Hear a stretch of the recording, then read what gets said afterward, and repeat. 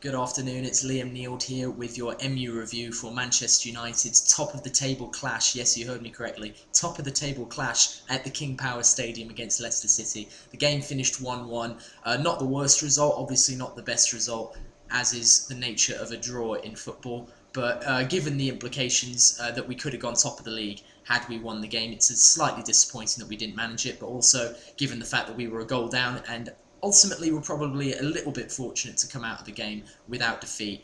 I'll take it. That's fair enough. Before we really get into the whole game, I actually wasn't able to watch the game live. I was golfing with my friends yesterday. I think that was probably a less stressful thing to be doing than watching United play away from home at Leicester. But I did keep up with the game and I did watch it in full afterwards, even though I knew what the score was. Something that's a bit of a weird experience if you've never done it, watching a football match when you know what the score's going to be. But I don't want to bury the lead here. Let's talk about it. Jamie Vardy is now the record holder for the most consecutive Premier League games scored in, with 11 and counting. And I just wanted to start by saying a big congratulations to the man. He's a real icon at this point, just from the fact that he came from non-league. He was rejected from Sheffield Wednesday when he was 16 and bounced around non-league clubs until he eventually got picked up by Leicester City 4 years ago, I believe. From Fleetwood Town, and he's just gone from strength to strength. And after breaking into the Premier League last season and having a very good game against Manchester United, less said about that the better though. He's really come on leaps and bounds this season, and he scored in 11 consecutive games. Now, obviously, I'm a little bit disappointed in the fact that he has obviously usurped Ruud van Nistelrooy, a Manchester United great goal scorer, who broke that record about 10 years ago. Well, over that now, 12 years ago.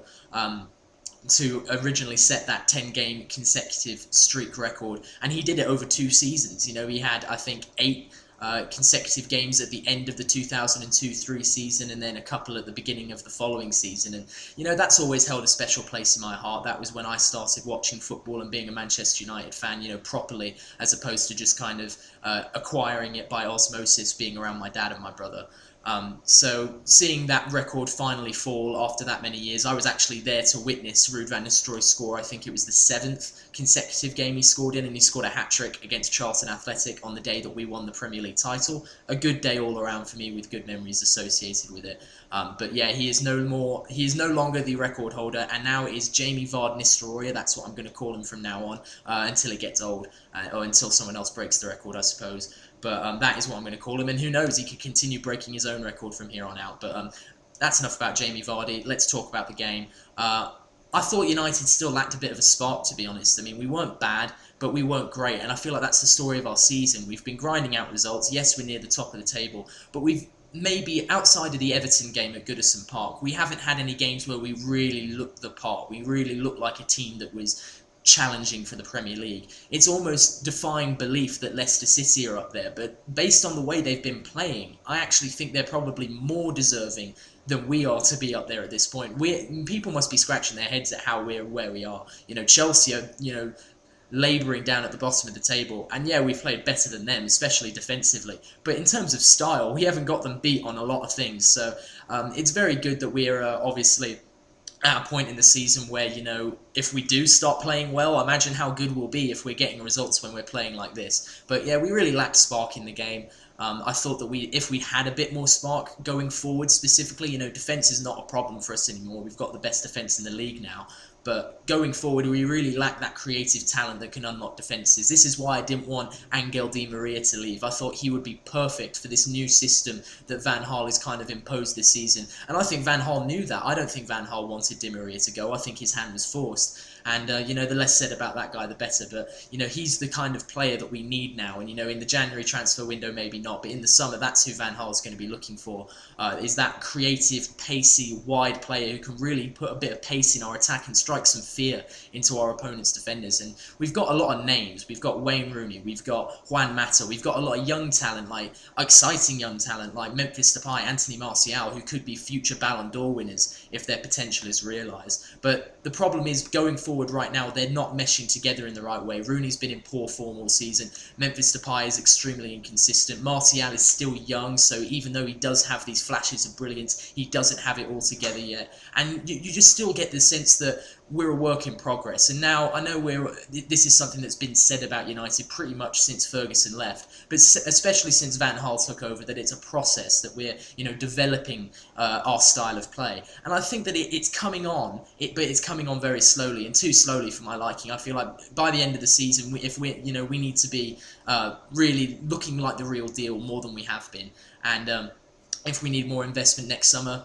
to go push on and really get where we want to be, which is back to the pinnacle of English and European football, then that's what we'll have to do. But for right now, with the players we've got, we should be doing better than we are doing in terms of the style of play. And you look at Leicester, players like Riyad Mahrez, Jamie Vardy, who can unlock a defence, and really just get the crowd on their feet and get someone excited. We've got players like that, they're just not doing it. And I don't know if the answer is necessarily to buy more players who maybe could do that, or maybe just to stick with the ones we've got. But something's got to change, and there's got to be a few tweaks in there. That being said, I'm going to be less critical now. It was a good result in the end, given the fact that we were a goal down. Vardy scored that goal, and the KP was rocking the entire time, and it absolutely exploded when him, of all people, scored that goal.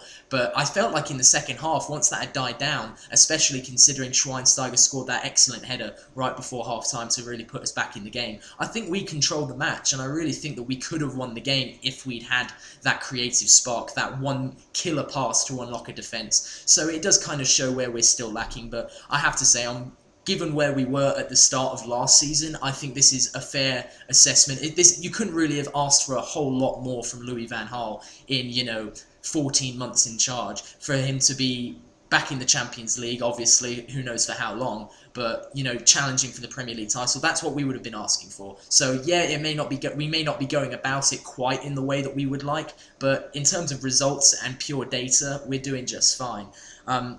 Obviously, Schweinsteiger, I mentioned him already with that bullet header. I really think that we need more characters like him in our team, because he really believed that he could get us back in that game. And if you go back and watch the fight that he had with Shinji Okazaki for that ball, Schweinsteiger's not the tallest guy, but he was being marked by also not the tallest guy, Shinji Okazaki, and he just believed that he could get in front of him. And Okazaki did everything he could. He probably fouled him a couple of times in trying to stop him from getting to the ball. But Schweinsteiger got a free header out of that battle because he really believed in himself. And I want the rest of the team to feel that way. I don't think that Memphis Depay believes in himself. I think that's a problem. He lets his head drop. He sulks a bit on the pitch when it's not going for him. Even Wayne Rooney, he has that belief, but he's just flattening out a bit at this point, and you almost feel like he's just cashing his paycheck at sometimes, just getting his time card in and then going home to his kids. And I want more players like Schweinsteiger who are really just kind of spurring the team forward. I want more players like that. And I look at players like Chris Smalling, David De Gea, that are forming the spine of our team, and that's what those are the types of players I'm talking about. We need them to all step up and get us through games like this, and Schweinsteiger definitely did that for us today.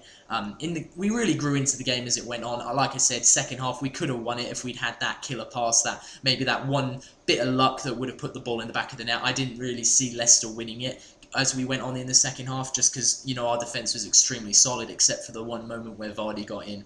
And yeah, I just ultimately believe that even though it isn't a bad result, it was a missed opportunity. If we had won that game, regardless of City, Arsenal, anyone around us, we would be top of the league right now. And because we didn't win it, not only did we stay behind Leicester, we allowed Man City to leapfrog us and completely nullify, the advantage that we gained over them when they got hammered by Liverpool last week. So we really need to win these games. Obviously, I'm not going to be too up in arms about it. It's not as frustrating as midweek when we really, really did not play well at all against PSV. But hopefully, the signs are there that things are going to get better. Hopefully, when we get players like Ander Herrera who have that creativity in them, once we can get them back to fully fitness and firing on all cylinders, and maybe Rooney and Depay can start, getting back into form, then we'll get ourselves to where we want to be, which ultimately is the top of the league.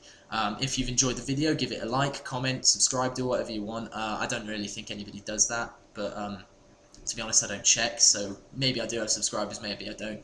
I'd love for you to be one, but anyway, yeah, I'm done with this today. Thanks for watching, and see you next time.